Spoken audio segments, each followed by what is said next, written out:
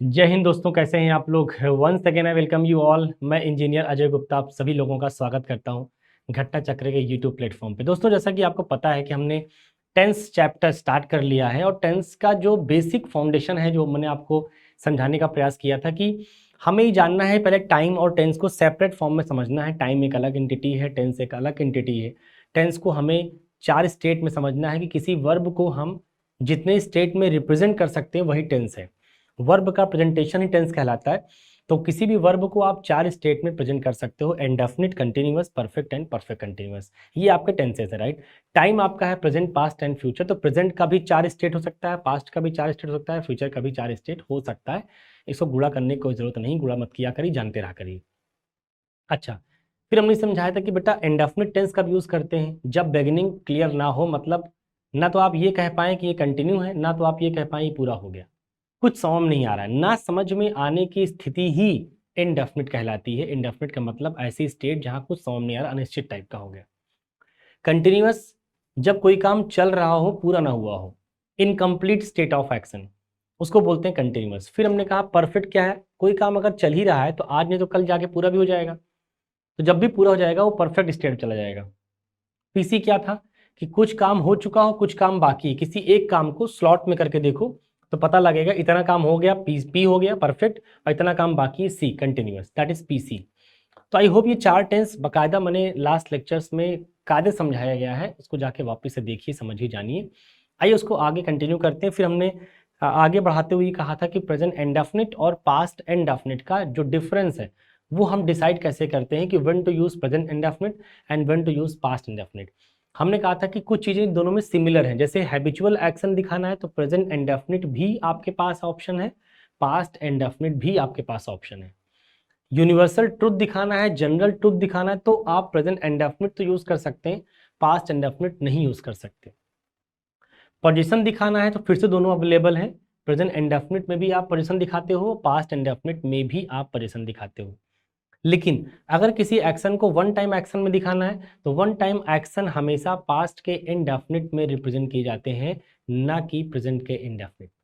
तो कुछ चीज़ें वहाँ प्लस है, कुछ चीज़ें यहाँ प्लस है, वो दोनों चीज़ों का जो कंपैरिजन लिस्ट था पूरा एग्जाम्पल के साथ हमने आपको प्रीवियस लेक्चर में बाकायदा एक्सप्लेन किया था, एंड आई होप कि आपको बात समझ में आई होगी। ठीक है, अगर लगता है कोई बात नहीं समझ में आई तो कमेंट बॉक्स में जरूर मेंशन किया करें, ताकि मैं नेक्स्ट वीडियो के पहले आपके उन डाउट्स को क्लियर करा पाऊँ। आज हम लोग क्या करेंगे, आज हम लोग प्रेजेंट इंडेफिनिट तो सीखेंगे, प्रैक्टिस करेंगे उसी की, लेकिन हम पहले कुछ इंपॉर्टेंट यूसेज पढ़ेंगे। इंपॉर्टेंट यूसेज पढ़ेंगे, ऐसे वर्ड्स जो हर टेंस में यूज होते हैं, हर टेंस में उनका इस्तेमाल होता है, एग्जाम में किसी भी टेंस में उनको पूछा जा सकता है, मतलब एग्जाम के अंदर उन शब्दों को किसी भी टेंस में पूछा जा सकता है। अच्छा, मैं प्रेजेंट इंडेफिनिट में क्यों पढ़ा रहा हूँ, क्योंकि इनका एग्जाम में जो फ्रिक्वेंसी है वो प्रेजेंट इंडेफिनिट टेंस के अंदर ज़्यादा पूछा गया है, तो मैं इसको यहीं पढ़ा दे रहा हूँ। बाकी इसका किसी पर्टिकुलर टेंस से कोई नाता नहीं है, वो किसी भी टेंस में यूज़ किया जा सकता है। ठीक है, तो कुछ आपको यूज पढ़ने हैं। क्या क्या पढ़ने डियर, एक तो आपको पढ़ना है लेट, एक तो आपको पढ़ना है कीप ऑन, एक आपको पढ़ना है फील लाइक, फिर एक आपको पढ़ना है इंसिस्ट ऑन।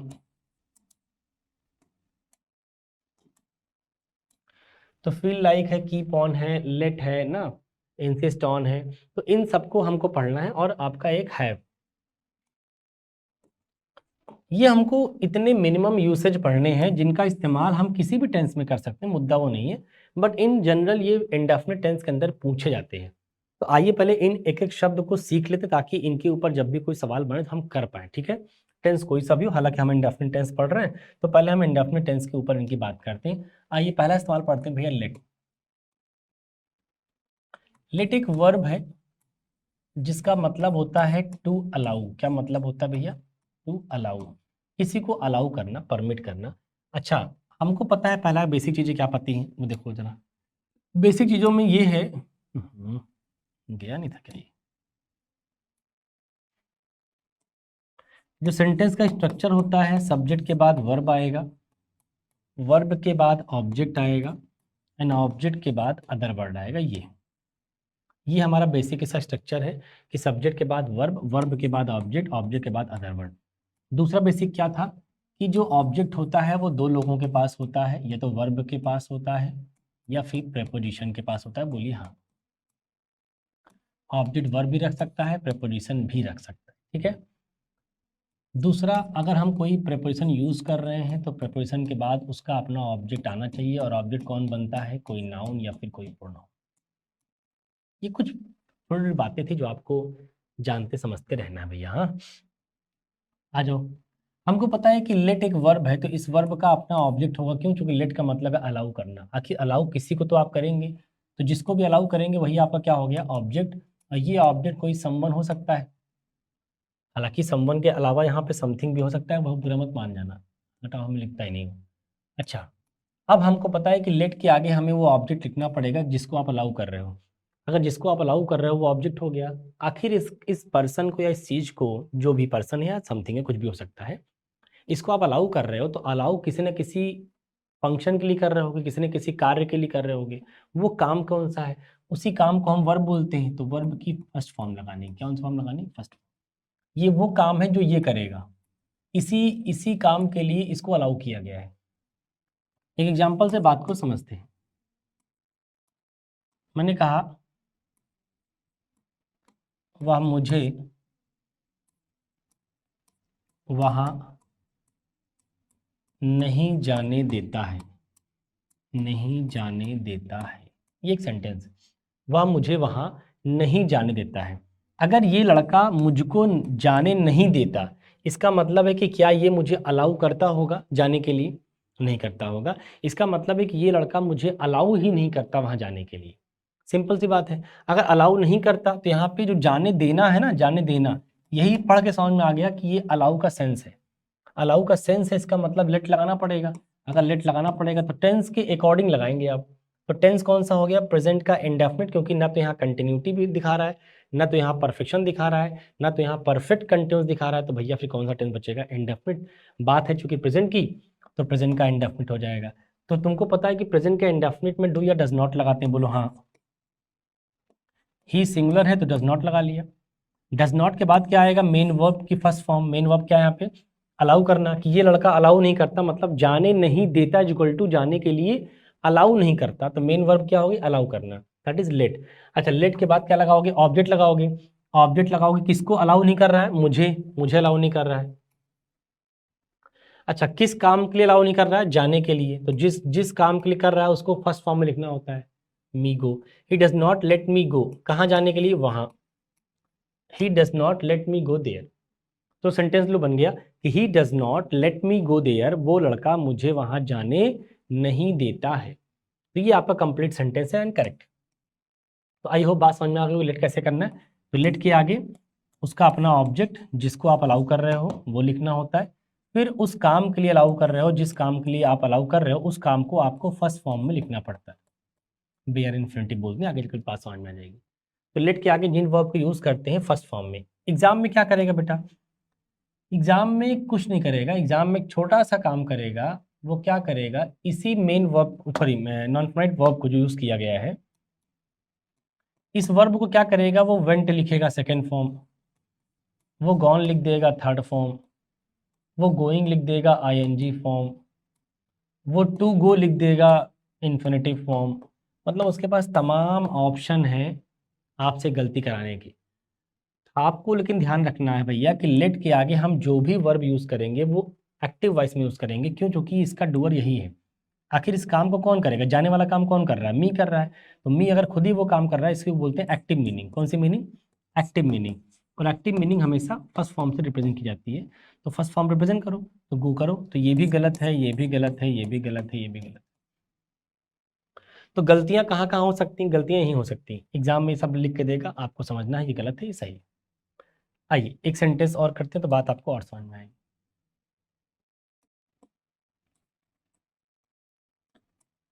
तुम उसे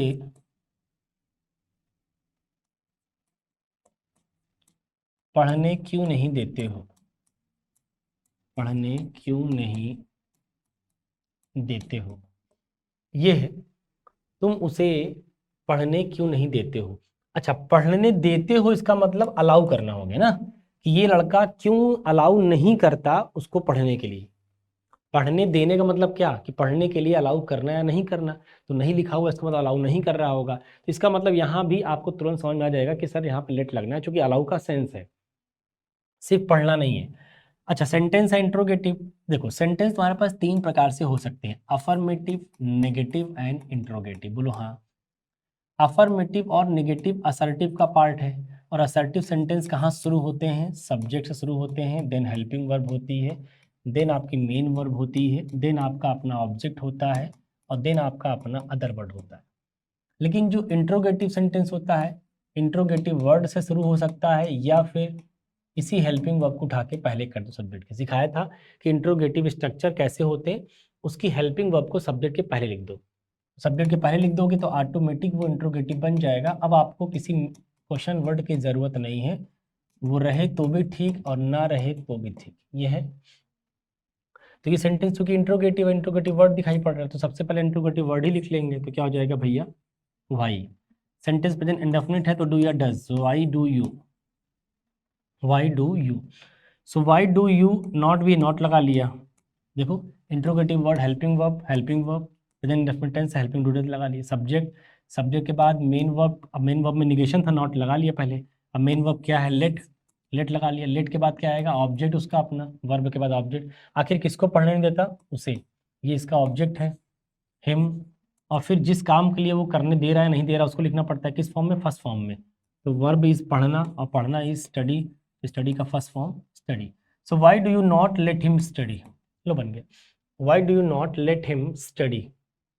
तो आप उसको पढ़ने क्यों नहीं देते हैं। तो बात समझना बेटा, लेट के इस्तेमाल को सीखना, ताकि कभी भी आपके सामने कोई हिंदी में स्ट्रक्चर आए तो उसको आप इंग्लिश में लिख सको। अगर वो स्ट्रक्चर इंग्लिश में लिख कर आ रहा है तो उसकी हिंदी समझ सको। हिंदी समझने का सीधा मतलब है कि लेट लिखा है, इसका मतलब अलाउ हो गया। तो अलाउ कौन कर रहा होगा, ये। अच्छा, नॉट लगा, अलाउ नहीं करता है, किसको नहीं करता, इस आदमी को नहीं करता, क्या करने के लिए, पढ़ने के लिए। इंट्रोगेटिव वर्ड लिखा है, इसका मतलब ये आदमी इसको अलाउ क्यों नहीं करता है, पूछ रहा है। तो मीनिंग बड़ी आसान है निकालना। अगर आपके सामने चूंकि पेपर हिंदी में नहीं आएगा, इंग्लिश में आएगा, तो उस सेंटेंस की मीनिंग भी आप निकाल सकते हो, बहुत बड़ी बात नहीं है। बस मीनिंग निकालने के लिए आपको थोड़ा सा प्रयास ये करना पड़ेगा कि पहले एक एक यूसेज को आपने ढंग से सुना हो, देखा हो, समझा हो, जाना हो, उसके बाद आप रिलेट करिए, आपको लगेगा इससे बहुत आसान है। क्योंकि ले दे के जुमा जुमा क्या रहेगा, ये सब्जेक्ट रहेगा, ये कुछ काम करेगा, ये काम हो गया, ये काम किसके ऊपर करेगा, इसके ऊपर, ये क्या बता रहा होगा, कहाँ, कैसे, क्यों, कब। अदर वर्ड में 4 लोग होते हैं, where, how, why and when. Where, how, why and when, 4 लोग होते हैं। इन चारों का रिप्लाई करेगा कि आखिर इस आदमी ने इस काम को किया, इसके ऊपर, तो कहाँ किया, कैसे किया, क्यों किया, कब किया। ये मीनिंग है पूरे सेंटेंस की। तो सेंटेंस देखा करो कि ये वर्ब है, ये इसका अपना ऑब्जेक्ट है, ये सब्जेक्ट है, तो इसने कुछ किया होगा, अलाउ किसको, इसको, क्या करने के लिए, पढ़ने के लिए। अच्छा, नॉट लगा, अलाउ नहीं करता, किस काम के लिए, पढ़ने के लिए, क्यों नहीं करता, वाई के आंसर में आ जाएगा। तो सेंटेंस की मीनिंग पिक आउट करना बहुत आसान है। जैसे बच्चे लोग बोलते हैं कई बार कि सर हम कॉम्प्रीहेंशन रीडिंग नहीं कर पाते, तो मैं करके दिखाऊंगा आपको क्लास के अंदर। कॉम्प्रीहेंशन रीडिंग क्यों नहीं कर पाते बेटा, आप कॉम्प्रीहेंशन रीडिंग में क्या होता है कि सेंटेंस आपके सामने इंग्लिश में लिखे होते हैं। अब इंग्लिश में लिखे सेंटेंस की मीनिंग समझनी होती है। आखिर जो भी सेंटेंस इंग्लिश में लिखा गया है उसके अंदर कोई ना कोई ग्रामेटिकल स्ट्रक्चर यूज हुआ होगा। अब अगर आपको बेसिक बातें पता है तो क्या आप सेंटेंस की मीनिंग निकाल लोगे कि नहीं, निकाल लोगे। बेसिक बात यही है कि पता करो सब्जेक्ट क्या है, पता करो वर्ब क्या है, पता करो ऑब्जेक्ट क्या है, पता करो अदर वर्ड क्या है, जान गए। क्योंकि ये आदमी कुछ करेगा इसके ऊपर, और ये कहाँ करेगा, कैसे करेगा, क्यों करेगा, कब करेगा, हो गया मीनिंग। तो आई होप की बात रिलेट कर ले जाएंगे। एक आध दो सेंटेंस आप और थोड़ा प्रैक्टिस करिए।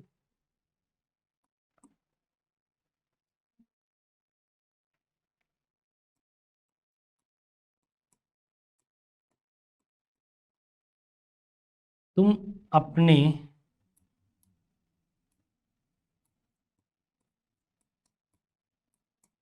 भाई को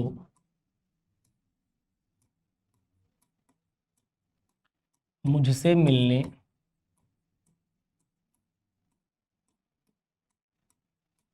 क्यों नहीं देते हो।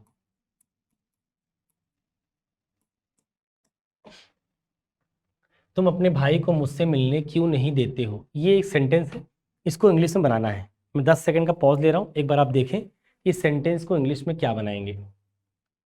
क्या हमने जो लेट पढ़ा अभी, लेट का इस्तेमाल वहां आपको दिख रहा है? क्योंकि लेट का सेंस अलाउ से है, तो अलाउ का सेंस देखिए कि क्या अलाउ का सेंस आ रहा है, तो आप लेट लगाइए और लगा के सेंटेंस को फ्रेम करिए, बनाइए फटाफट। सोच लिया भाई?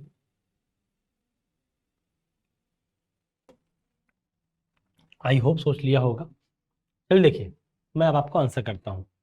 तुम अपने भाई को मुझसे मिलने क्यों नहीं देते हो? ये सेंटेंस अगेन प्रेजेंट इंडेफिनिट का है, दिख ही रहा है। सेंटेंस इंट्रोगेटिव है, तो इंट्रोगेटिव सेंटेंस को सबसे पहले क्या लिखते हैं? इंट्रोगेटिव वर्ड लगा लिया। फिर क्या लिखते हैं? Helping verb. प्रेजेंट इंडेफिनिट में हेल्पिंग वर्ब है डू या डज। सब्जेक्ट है तुम, इसलिए क्या लगा लिया? डू। फिर लगा लिया है सब्जेक्ट। नॉट भी है, नॉट लगा लो। फिर लगाओ मेन वर्ब। मेन वर्ब क्या है? अलाउ करना। अलाउ करना के लिए क्या लगा लिया? लेट। आप किसको अलाउ नहीं करते? अपने भाई को। तो यू के साथ अपने की इंग्लिश क्या हो जाएगी? योर। सब्जेक्ट का पॉजिटिव केस जो होता है, सिखाया शुरू में, सिखाया था बेटा आपको। सब्जेक्ट का जो पॉजिटिव केस होता है वही अपने शब्द की इंग्लिश होती है। जैसे यू का पॉजिटिव केस योर होता है, तो यही योर अपने शब्द की इंग्लिश है। ही का पॉजिटिव केस हिज होता है, तो यही हिज अपने शब्द की इंग्लिश है। तो वैसे ही यू का अपने शब्द के लिए यू का पॉजिटिव केस क्या होता है? Your. So why do you not let your brother, late your brother. अब वर्ब के बाद ऑब्जेक्ट लिख लिया आपने। आपको पता है कि लेट लगा रहे हो, तो आखिर इस आदमी को तुम अलाउ नहीं करते। आखिर इस आदमी को अलाउ किस चीज के लिए नहीं करते? मिलने के लिए अलाउ नहीं करते। तो इसके आगे लिखना पड़ेगा उसकी अपनी वर्ब किस फॉर्म में? फर्स्ट फॉर्म में। यहाँ फर्स्ट ही फॉर्म यूज करना है बेटा हमेशा। यही एग्जाम में आएगा, वहाँ फर्स्ट फॉर्म लिखा नहीं रहेगा। वहाँ टू लगा देगा फर्स्ट फॉर्म के साथ, फिर गलत हो गया। सेकेंड फॉर्म लगा देगा, फिर गलत हो गया। थर्ड लगा देगा, फिर गलत हो गया। आईएनजी फॉर्म लगा देगा, फिर गलत हो गया। मतलब लगा कुछ भी ले, वो गलत होना ही है। So why do you not let your brother meet? अच्छा, मीट किससे कर रहा है? मुझसे कर रहा है, तो मीट मी हो गया भाई। इस वाली वर्ब का ये ऑब्जेक्ट हो गया अपना, इस वाली वर्ब का ये ऑब्जेक्ट हो गया अपना, है ना? तो why do you not let your brother meet me? तुम अपने भाई को मुझसे मिलने क्यों नहीं देते हो? सेंटेंस की लंबाई चौड़ाई मत जाइएगा, सेंटेंस बहुत आसानी से बन जाएगा। एक बार अपनी बेसिक अंडरस्टैंडिंग तैयार करिए। बेसिक अंडरस्टैंडिंग से सीधा मतलब है मेरा कि सब्जेक्ट को, वर्ब को, ऑब्जेक्ट को, अदर वर्ड को अरेंज फॉर्म में लाइए। जब तक आप सब्जेक्ट, वर्ब, ऑब्जेक्ट को अरेंज फॉर्म में नहीं लेके आएंगे, कभी भी आप सही नहीं कर पाएंगे। ठीक है ना? तो देखिए, ये सब्जेक्ट था, ये इसकी वर्ब थी, ये इसका अपना ऑब्जेक्ट है, ये इस वाली सब्जेक्ट का अपना वर्ब है, मीट करने का काम यही करेगा, तो इसका अपना वर्ब है, और इस वर्ब का इसका अपना ऑब्जेक्ट है। सिंपल। आ जाइए।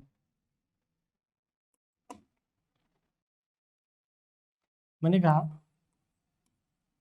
तुम अपने आप को कुछ बड़ा करने क्यों नहीं देते हो?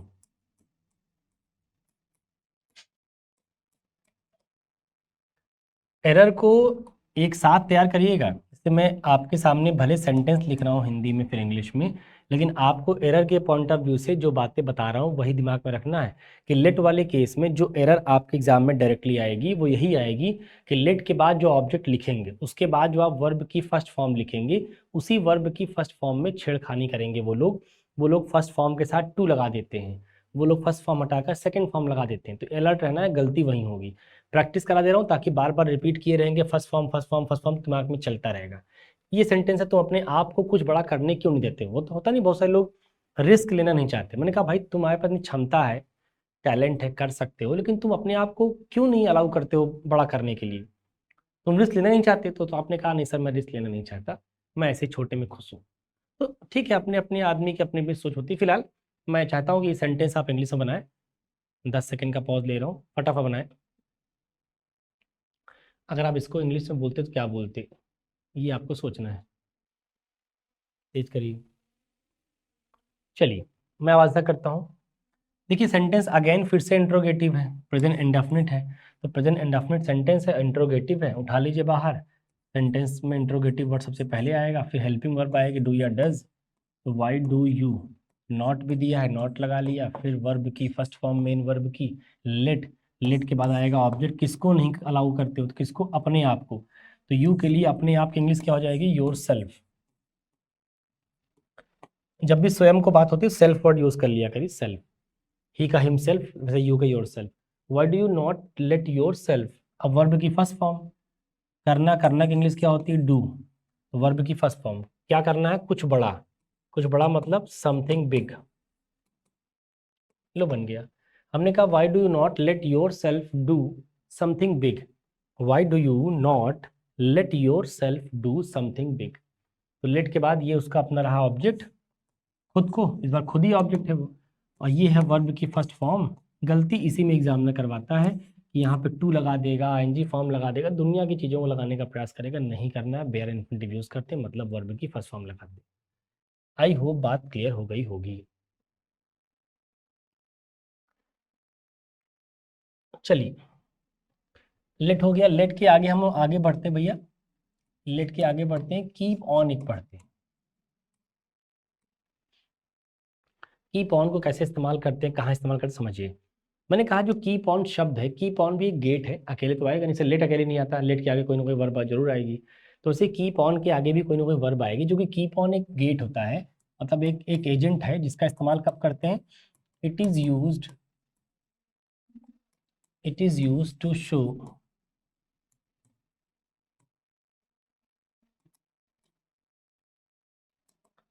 Show the continuity of an action. कैसे कहते हैं कि हम जब कीप ऑन लगाते हैं तो बेसिकली किसी एक्शन की कंटिन्यूटी को शो करता है। अच्छा, वो डॉट हटा के मैं इसको पूरा और कर दूं, इन इनडेफिनिट टेंस। देखिए, कंटिन्यूटी शो करने के लिए आप कहेंगे सर, कंटिन्यूटी शो करने के लिए हमारे पास तो कंटिन्यूअस टेंस था पहले से, तो फिर इसकी क्या ज़रूरत है। ज़रूरत है बेटा, कंटिन्यूअस टेंस लगाएंगे कंटिन्यूटी शो करने के लिए, बिल्कुल सही बात। लेकिन हम ये कह रहे हैं कि अगर हमको कंटिन्यूटी दिखानी है लेकिन विदाउट कंटिन्यूअस टेंस, बिना कंटिन्यूअस टेंस यूज किए, क्या हम किसी वर्ब की कंटिन्यूटी शो कर सकते हैं। तो आप कहेंगे सर बिल्कुल शो कर सकते हैं, कीप ऑन उसी के लिए बना हुआ है। कीप ऑन इंडेफिनिट टेंस के अंदर कंटिन्यूटी की फीलिंग देता है, इसीलिए कीप ऑन का इस्तेमाल करते हैं। कीप ऑन अकेले नहीं आएगा, कीप ऑन जब भी आएगा तो उस वाली वर्ब को लिखना पड़ेगा जिसकी कंटिन्यूटी शो कर रहा है। जिस वर्ब की कंटिन्यूटी शो कर रहा है आखिर उसको तो लिखना पड़ेगा ना मेरे भाई। अच्छा, हमको पता है कि इस वर्ब की कंटिन्यूटी शो करता है, तो वर्ब की कंटिन्यूटी किस फॉर्म में होती है, आईएनजी फॉर्म में होती है, बोलिए हाँ। वर्ब की कंटिन्यूटी किस फॉर्म में होती है, आईएनजी फॉर्म में होती है। वैसे भी ऑन एक प्रीपोजिशन है और प्रीपोजिशन के बाद आने वाली वर्ब आईएनजी फॉर्म में होती है। किसी भी एंगल से आप देख सकते हो कि कीप ऑन का इस्तेमाल हम आने वाली वर्ब की कंटिन्यूटी शो करते हैं, और आपको पता है कि कंटिन्यूटी शो करने के लिए verb must be in ING form, ING form होना चाहिए, तो आईएनजी फॉर्म में लिख लिया। और चाहे इस एंगल से देख लो कि प्रीपोजिशन के बाद जो भी वर्ब आएगी वो आईएनजी फॉर्म में आएगी, सिंपल। अब जरा इसका एक एग्जांपल देखो,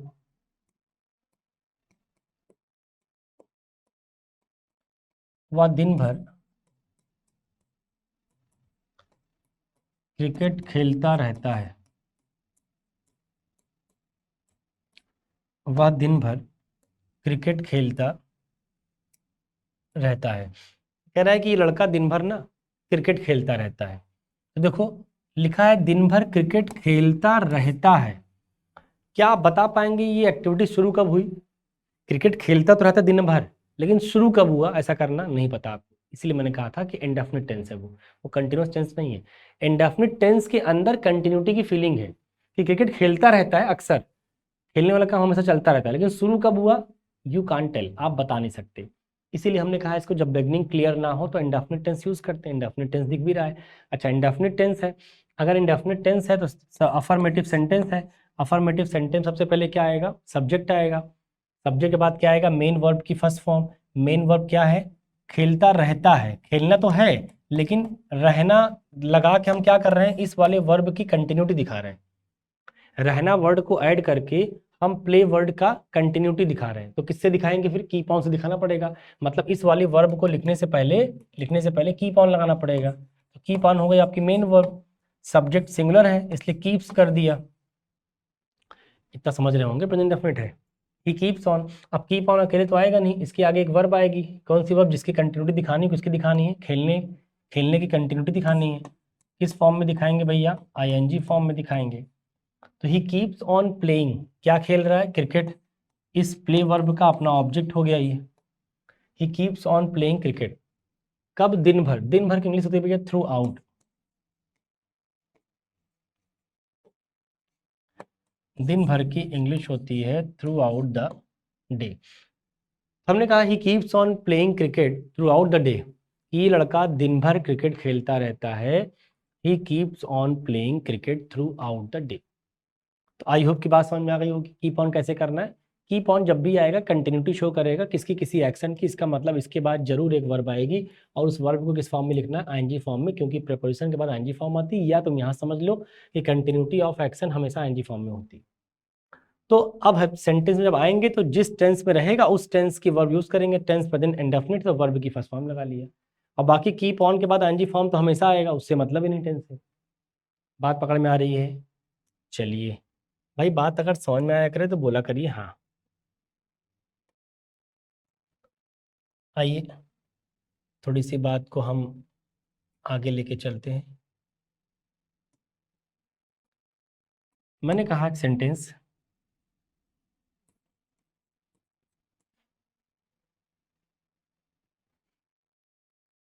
तुम दिन भर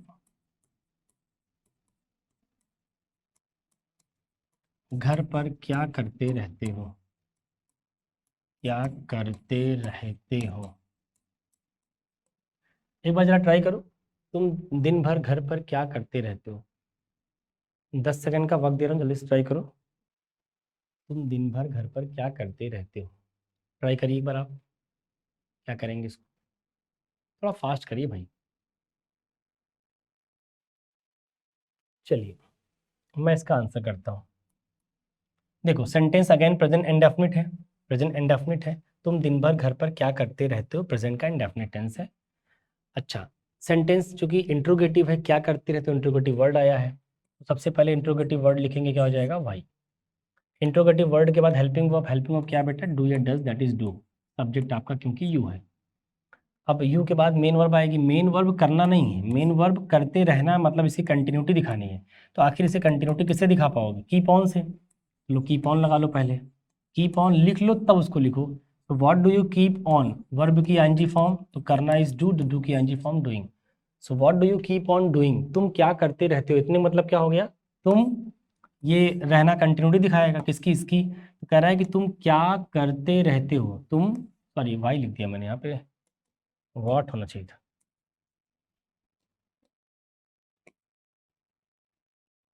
what do you keep on, what मतलब इंट्रोगेटिव वर्ड क्या। सो what do you keep on doing, तुम क्या करते रहते हो, कहाँ पर, घर पर, एट होम। तुम दिन भर घर पर क्या करते रहते हो, through out the day. What do you keep on doing at home through out the day, दिन भर घर पर क्या करते रहते हो। आई होप बात समझ में आ गई होगी।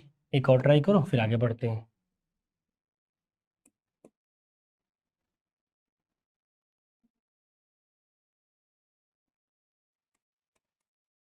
इसका एरर देना है, ही kept on,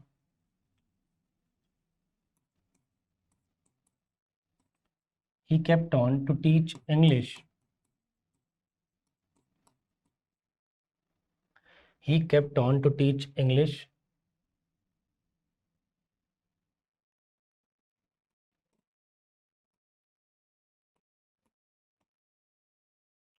the whole day yesterday. कह रहा है कि he kept on to teach English the whole day yesterday.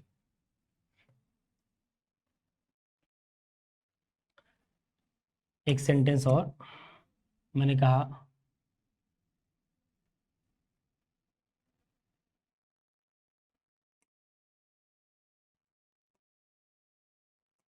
why did the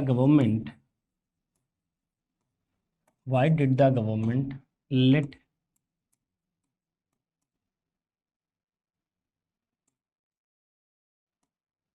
inflation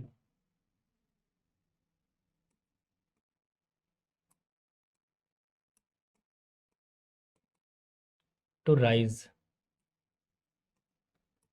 up to this much.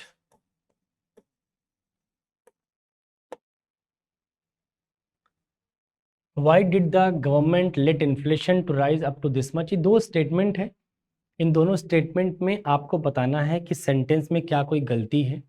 अगर कोई गलती है तो उसको इम्प्रूव करना है, अगर कोई गलती नहीं है तो नो एरर करके छोड़ देना है। 10 सेकंड का पॉज दे रहा हूं, एक बार आप सोचें, विचार करें, think about it, then speak. I think आप सोच लिए होंगे, इतना टाइम बहुत है।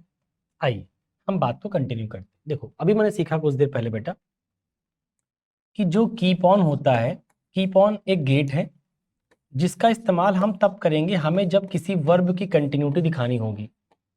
कीप ऑन का इस्तेमाल हम तब करेंगे हमें जब किसी वर्ब की कंटिन्यूटी दिखानी होगी। तो कंटिन्यूटी किस फॉर्म में दिखाएंगे? वर्ब की आईएनजी फॉर्म में दिखाएंगे। मतलब इसकी कंटिन्यूटी दिखाने के लिए इंडेफिनिट टेंस में कीप ऑन इस्तेमाल कर लेते हैं उसी वर्ब के पहले। तो कीप ऑन के बाद जो वर्ब आएगी वो आईएनजी फॉर्म में आएगी। तो खुद दिखा गया है, कीप ऑन के सेकंड फॉर्म दिखा गया। सेकंड फॉर्म का मतलब इंडेफिनिट टेंस पास्ट का सिखाया था कि सब्जेक्ट के बाद अगर वर्ब की सेकंड फॉर्म आ रही है तो इंडेफिनिट टेंस तो है बट वो पास्ट का है। फर्स्ट फॉर्म आ रही है तो इंडेफिनिट टेंस है बट प्रेजेंट का है। अच्छा, कीप ऑन के बाद जो वर्ब आएगी आईएनजी फॉर्म में आएगी। ये आईएनजी फॉर्म है नहीं, इसको आईएनजी फॉर्म में कर दो तो कितना हो जाएगा? Doing. So he kept on teaching English, he kept on teaching English the whole day yesterday. तो टू टीच गलत है, टीचिंग सही है। आ जाओ। वाई इसका मतलब क्या हुआ बेटा? मतलब ये हुआ कि बात कब की है? पास्ट की है। वो कह रहा है कि ही केप्ट ऑन टीचिंग इंग्लिश, ये लड़का पढ़ाता रहा। हमें पढ़ाने वाली वर्ब को इसको दिखाना है कंटिन्यूटी में, इसीलिए मैंने केप्ट ऑन लगाया है। तो पास्ट का इंडेफिनिट लिखा है, मीनिंग में कहाँ आएगी? पास्ट में आएगी। अगर प्रेजेंट का होता तो क्या लिखते? ये पढ़ाता रहता है। लेकिन बात चूंकि पास्ट की थी, कल की थी, तो मैंने कहा कल दिन भर इंग्लिश पढ़ाता रहा। Continuity, he kept on teaching English the whole day yesterday. यहाँ जाओ। Why did the government, again देखो डिड का मतलब पास्ट इंडेफिनिट, उस दिन हमने स्ट्रक्चर लिख दिया था। Why did the government let inflation, देखो लेट आया और अभी आपने पढ़ा बेटा कि लेट के बाद आपको एक ऑब्जेक्ट मिलेगा और ऑब्जेक्ट के बाद आपको वर्ब की फर्स्ट फॉर्म दिखनी चाहिए। एग्जाम में इसी फर्स्ट फॉर्म के साथ छेड़खानी करेगा जो कि गलत हो जाएगा। तो लेट का मतलब अलाउ करना, अलाउ इसको कर रहे हैं आप, ऑब्जेक्ट है इन्फ्लेशन महंगाई, और इसके बाद जो वर्ब आएगी वो किस फॉर्म में आना चाहिए? फर्स्ट फॉर्म में, लेकिन लिखा किस फॉर्म में है? टू के साथ, गड़बड़ है, इसको टू हटा दो बाकी सही है। तो हो जाएगा why did the government let inflation rise up to this much. मतलब कह रहे हैं कि सरकार जो है वो महंगाई को इस लेवल तक बढ़ने क्यों दिया। भाई सरकार में अगर लोग ये कहते हैं कि हम लोग महंगाई को नहीं बढ़ने देंगे, वादा करते हैं, तो फिर भैया आपका वादा कहाँ गया? आपने महंगाई को इस लेवल तक कैसे आने दिया, कैसे बढ़ने दिया? बात पास्ट की मीनिंग कहाँ निकालेंगे? पास्ट में, क्योंकि बात पास्ट की डिड लगा हुआ है। So why did the government let inflation rise up to this much, इस लेवल तक कैसे आखिर ये जो महंगाई था बढ़ा। करेक्ट है, ये बात समझ में आ रही है कैसे यूज करना है। मैं फिर बोल रहा हूँ, इंपॉर्टेंट सिर्फ एरर नहीं है, इंपॉर्टेंट सिर्फ एरर नहीं है। आप जब लर्निंग डेवलप कर रहे हो बेसिक ग्रामर की, आपको दो चीज ध्यान रखना है बेटा। एक तो पहले तो आपको लिखी गई बात समझ में आ रही हो, उसका मतलब कॉन्टेक्स्ट क्या है, अपनी भाषा में मीनिंग बोल लो। आपको पहले उसका मीनिंग समझ में आना चाहिए। दूसरा आपको ये समझ में आना चाहिए भैया कि आखिर कॉन्टेक्स्ट के साथ साथ उसका जो ग्रामेटिकल प्रोफाइल है, ग्रामर जो ग्रामेटिकल प्रोफाइल है वो सही लिखी है कि नहीं। मतलब इस मीनिंग को कन्वे करने के लिए जो आपने ग्रामर इस्तेमाल किया है वो ग्रामर सुटेबल है कि नहीं। अगर है तो ठीक। तो मतलब आपको दो चीज चेक करनी है, एक तो सेंटेंस का कॉन्टेक्स्ट पहले समझना है, फिर उस कॉन्टेक्स्ट को जिस ग्रामर से इस्तेमाल किया गया है उस ग्रामर को चेक करना है कि क्या वो सही ग्रामर लगी है कि नहीं। तो ये डे बाय डे बेटा एक दिन में नहीं होगा, एक दिन जरूर होगा लेकिन एक दिन में नहीं होगा। तो जो चीज़ आप आज पढ़ी आपने, लेट पढ़ी आपने कीप ऑन पढ़ा, तो आपको ये बातें बहुत क्लियर पिक्चर की तरह दिखनी चाहिए कि लेट कैसे यूज़ करना है, कीप ऑन कैसे यूज़ करना है, लेट की मीनिंग क्या है, कीप ऑन की मीनिंग क्या है। अगर ये सेंटेंस में आएगा, सेंटेंस की मीनिंग में क्या फ़र्क आएगा? फ़र्क आएगा, बहुत बड़ा फ़र्क आएगा। देखो एक फ़र्क दिखाता हूँ। मैंने कहा कि ही स्टडीज इंग्लिश, एक सेंटेंस, फिर एक सेंटेंस कहा ही कीप्स, इस बार कीप्स लगा लो, कीप्स ऑन। अब कीप्स ऑन लिख दी हो तो वर्ब किस फॉर्म में आएगी? आईएनजी फॉर्म में। He keeps on studying English. तुम जरा सोचो, देखो यहाँ भी प्रेजेंट इंडेफिनिट लिखा हुआ है, सब्जेक्ट के बाद वर्ब की फर्स्ट फॉर्म। यहाँ भी प्रेजेंट इंडेफिनिट लिखा हुआ है, सब्जेक्ट के बाद वर्ब की फर्स्ट फॉर्म। दोनों में हमने प्रेजेंट इंडेफिनिट यूज किया है वर्ब की फर्स्ट फॉर्म, लेकिन क्या दोनों का सेंटेंस का मीनिंग सेम होगा? नहीं होगा। क्यों नहीं होगा? क्योंकि यहाँ पे कंटिन्यूटी की फीलिंग नहीं है, लेकिन यहाँ पे कंटिन्यूटी की फीलिंग है, क्योंकि कीप ऑन लगा के तब आपने आईएनजी फॉर्म लगाया। कीप ऑन लगाने से इंडेफिनिट टेंस तो हो गया, लेकिन कंटिन्यूटी की फीलिंग भी तो आ गई, स्टडिंग लिखा हुआ है। तो इसका मतलब, इसका मीनिंग क्या है? इसका मीनिंग ये लड़का इंग्लिश पढ़ाता है,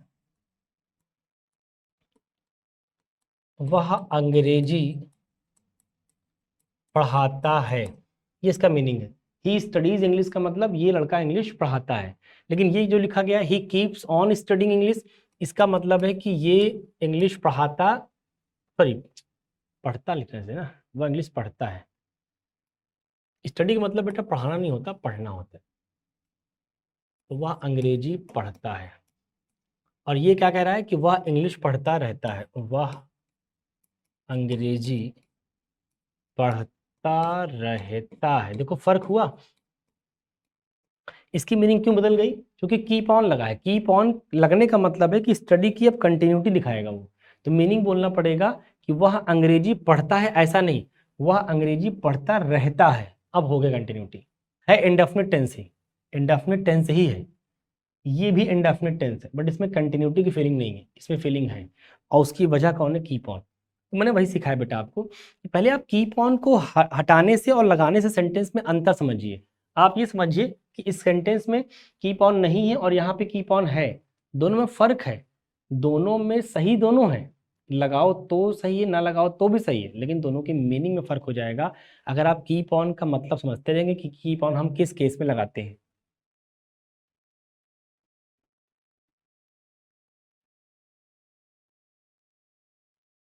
चलिए बात को आगे बढ़ाते हैं।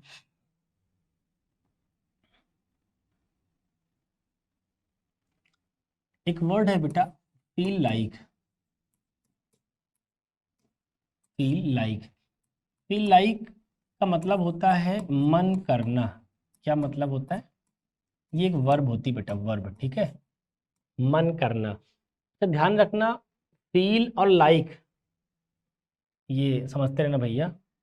जो फील होता है ये अपने आप में एक वर्ब होती है, लाइक भी अपने आप में एक वर्ब होती है। हालांकि लाइक अपने आप में एक प्रेपोजिशन और कंजंक्शन भी होता है। तो अगर हम लाइक का मतलब पसंद करना एज अ वर्ब, फील का मतलब महसूस करना एज अ वर्ब, लेकिन इस बात को देखिएगा कि जो फील वर्ब है महसूस करना, और लाइक जो वर्ब है पसंद करना, यहाँ पर हम दोनों को एक साथ लिखे हैं। अगर हम दोनों को एक साथ लिखे हैं तो जाहिर सी बात है इसका जो अब वर्ब होगा कोई एक ही वर्ब है, अब दोनों वर्ब नहीं हो सकती। फील लाइक एक कंबाइंड वर्ब है, इसका मतलब है मन करना। अगर फील लाइक इकलौती वर्ब हो गई तो मन करना मन हो गया। तो अब इसमें वर्ब कौन है? फील तो इसमें वर्ब है, बट लाइक क्या हो जाएगी? लाइक हो जाएगी प्रेपोजिशन, क्योंकि वर्ब कोई एक ही बनेगा एक साथ लिख दिए हो तो फील तो वर्ब है, लाइक प्रेपोजिशन है। अच्छा, मन करना अपने आप में एक ऐसी हिंदी है जिसका अकेले का कोई एग्जिस्टेंस नहीं है। हमारा जब भी कोई मन करता है तो मन करने का मतलब ये होता है कि हम कुछ करने का मन कर रहा होगा या कुछ नहीं करने का मन कर रहा होगा। आप जब भी बोलेंगे मेरा मन कर रहा है तो हम पूछेंगे ना किस चीज का मन कर रहा है, मतलब मन करना कोई एक्शन नहीं कि हम जान जाएंगे। अब आप बोलेंगे सर मेरा खेलने का मन कर रहा है, अब समझ में आई बात। आपने कहा सर मुझे पढ़ने का मन कर रहा है, अब समझ में आई बात। आपने कहा सर मुझे खाने का मन कर रहा है, अब समझ में आई बात। इसका मतलब मन करना अपने आप में एब्सोल्यूट मीनिंग नहीं है, वो किसी न किसी के साथ एसोसिएट होगा। तो मन करने के बाद जब भी कभी तुम यूज करोगे फील लाइक मतलब मन करना हिंदी में, तो तुम्हें लगता नहीं कि यहाँ पे कोई ना कोई एक वर्ब और आएगी जो आखिर इस मन करने की मीनिंग को कंप्लीट करेगी। आखिर जो वर्ब आएगी वो किस फॉर्म में आएगी जानना पड़ेगा, क्योंकि वर्ब है तो वर्ब की कोई ना कोई फॉर्म होगी। और यही आपका एरर का पार्ट होता है कि हर वर्ब की कौन सी फॉर्म कब आएगी यही डिसाइड करना होता है। एक बात बताओ, लाइक अगर प्रेपोजिशन है यहाँ पर, कैसे जान गए? क्योंकि फील लाइक एक कंबाइंड वर्ब है, तो फील वर्ब हो जाएगी, लाइक प्रेपोजिशन हो जाएगी। तो अगर ये लाइक प्रेपोजिशन है तो प्रेपोजिशन के बाद जो वर्ब आएगी किस फॉर्म में आएगी? आईएनजी फॉर्म में आएगी। तो लो हो गया आईएनजी फॉर्म। तो वर्ब जो भी आएगी फील लाइक के बाद वो आईएनजी फॉर्म में ही आएगी। क्यों आएगी? आई होप बात समझ में आ गई होगी। चलो बहुत बढ़िया, अगर समझ में आ गई तो मैं आपके सामने एक एग्जांपल देता हूं। मैंने कहा मेरा मन नहीं करता है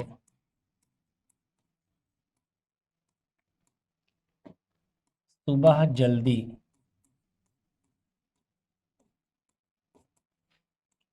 उठने का। मेरा मन नहीं करता है सुबह जल्दी उठने का। देखो ये सेंटेंस किस टेंस में है? प्रेजेंट का इंडेफिनिट। क्योंकि मेरा मन नहीं करता है या करता है, क्या तुम जान पाए मेरा मन कब से करना शुरू किया, कब से नहीं करना शुरू किया? नहीं जान पाए। तो जब तक आप बिगिनिंग नहीं जान पाएंगे तो सेंटेंस कौन सा टेंस होगा? इंडेफिनिट का। ये इंडेफिनिट टेंस है बिकॉज ये कंटिन्यूटी की फीलिंग नहीं दे रहा है, परफेक्शन की फीलिंग नहीं दे रहा है, ना पीसी की दे रहा है। किसी भी एंगल से आप चेक करोगे तो आपको बात समझ में आ जाएगी। हर सेंटेंस में पहले टेंस को पहचानने की जिद पालो, कि जिद पालो कि हम पहचानेंगे पहले। तो मेरा मन नहीं करता, तो सेंटेंस प्रेजेंट का इंडेफिनिट है, सब्जेक्ट क्या हो जाएगा? आई। मेरा मतलब आई। नेगेटिव में क्या यूज करोगे? डू या डज नॉट, तो आई के साथ डू नॉट। वर्ब क्या है? मन करना, that is feel like. So I do not feel like, so I do not feel like is equal to Hindi में क्या बोलेंगे? मेरा मन नहीं करता है। I do not feel like, मेरा मन नहीं करता है। फील लाइक अकेले नहीं आएगा, फील लाइक जब भी आएगा एक साथ में एक वर्ब और आएगी, क्या करने का? उठने का। तो फील लाइक गेट अप होता है, तो क्या हो जाएगा भैया? Getting up. Early in the morning. मैंने कहा आई don't feel like getting up early in the morning. Exam में क्या करेगा? फिर से वही बात, हमको पता है कि फील लाइक वर्ब है, लाइक preposition है। इस preposition के बाद जो वर्ब आएगी आईएनजी फॉर्म में आएगी, उसको लिखेगा वो फर्स्ट फॉर्म में, टू के साथ लिखेगा, फर्स्ट फॉर्म में लिखेगा, थर्ड फॉर्म में लिखेगा, तमाम ऑप्शन उसके पास है। तो आपको समझना है भैया, वो गेटिंग अप गलत हो जाएगा, मतलब सॉरी टू गेट अप गलत हो जाएगा, गेटिंग अप सही हो जाएगा। So I don't feel like getting up early in the morning. मेरा मन नहीं करता सुबह जल्दी उठने का। आई होप क्लियर बात। जरा और प्रैक्टिस करिए। मैंने कहा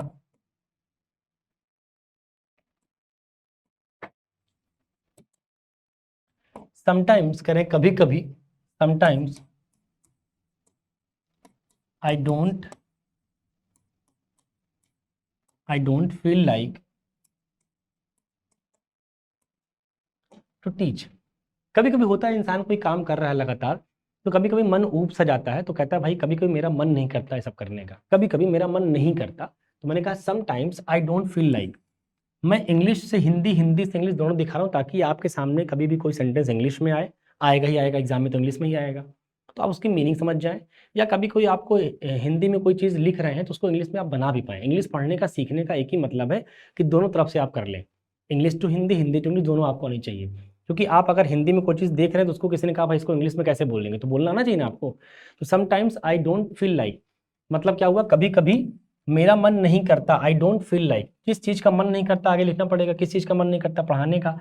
तो टू टीच गलत है बेटा, क्योंकि हमको पता है कि फील लाइक के बाद जो वर्ब आएगी एनजी फॉर्म में आएगी। तो टू टीच काटो, क्या लिखना पड़ेगा यहाँ पे? टीचिंग। तो बोलना पड़ेगा sometimes I don't feel like teaching, मतलब कभी कभी मेरा मन पढ़ाने का नहीं करता, कभी कभी मेरा मन पढ़ाने का नहीं करता। तो ये आपकी वर्ब है जिसके बाद हमें आपको एक वर्ब एनजी फॉर्म लिखनी पड़ेगी। तो आई होप आज आपने लेट सीखा, कीप ऑन सीखा, फील लाइक सीखा। क्या वास्तव में सेंटेंसेस आपसे फ्रेम हो पा रहे हैं? हिंदी से इंग्लिश चले जाएंगे या इंग्लिश से हिंदी चले जाएंगे, दोनों ही मोड में आना चाहिए। अब कभी भी कॉम्प्रिहेंशन पढ़ते वक्त कभी आपको लेट का इस्तेमाल मिले, कीप ऑन का इस्तेमाल मिले, फील लाइक का इस्तेमाल मिले, तो आप इसकी मीनिंग को झट से पिक आउट कर लेंगे। और झट से पिक आउट करने का सिंपल तरीका है कि पहले आप इनको तरीके से पढ़े हों, टाइम दिए हों, सुने हों, जाने हों, देखे हों। जल्दबाजी में की गई जानकारी, ली गई जानकारी कभी भी फायदेमंद नहीं होती। लर्निंग के वक्त इसलिए बहुत धैर्य के साथ इंसान को लर्न करना चाहिए। भले लगे 4 महीना, 5 महीना, 6 महीना, डज नॉट मैटर, लेकिन एक बार तैयार होने के बाद फिर आप आराम से एग्जाम दीजिए, कोई भी कहीं कोई तकलीफ आने वाली नहीं। ठीक है भैया, आज के लिए मैं इतने रखता हूँ, जाके बढ़िया रिवाइज करिए। कहीं कोई तकलीफ अगर आए तो मुझे कमेंट बॉक्स में जरूर बताइएगा। ठीक है, थैंक यू सो मच।